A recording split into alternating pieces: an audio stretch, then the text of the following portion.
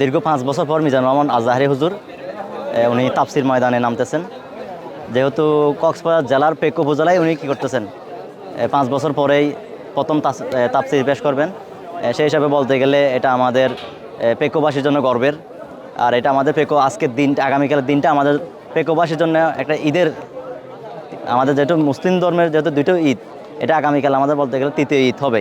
বছরের শেষ দিকেই মিজানুর রহমান আজহারি সাবেক গন্ডির ময়দানে আগামীকাল বয়ান করবেন।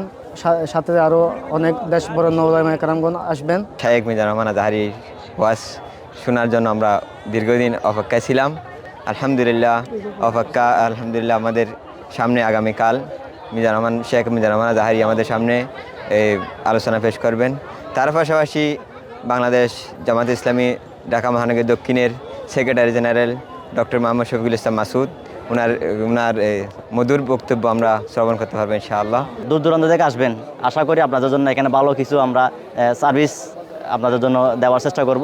আমাদের এখানে গাড়ি পার্কিং থেকে শুরু করে খাবার থেকে শুরু করে সব কিছু আমরা আমাদের আয়োজকবৃন্দ ওনারা খুব সুষ্ঠুভাবে সুন্দরভাবে আয়োজন করতেছে।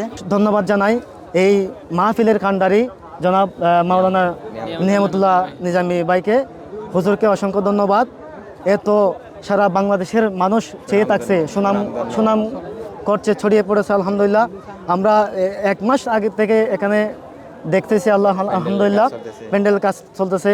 2 ঘন্টা আগে, 3 ঘন্টা আগে, 5 ঘন্টা আগে এভাবে লাইভ চলতেছে আলহামদুলিল্লাহ। আমরা সবাই মাদ্রাসার টিচার, আমরা একসাথেই আমাদের বন্ধুর দাওয়াতের মধ্যে এসেছি। পাশাপাশি মাহফিল শ্রবণ করবো, মাহফিলের পাশাপাশি আমাদের বন্ধুর দাওয়াত গ্রহণ করে আমরা পুনরায় আমাদের বাড়ির দিকে ফিরে যাবো ইনশাআল্লাহ।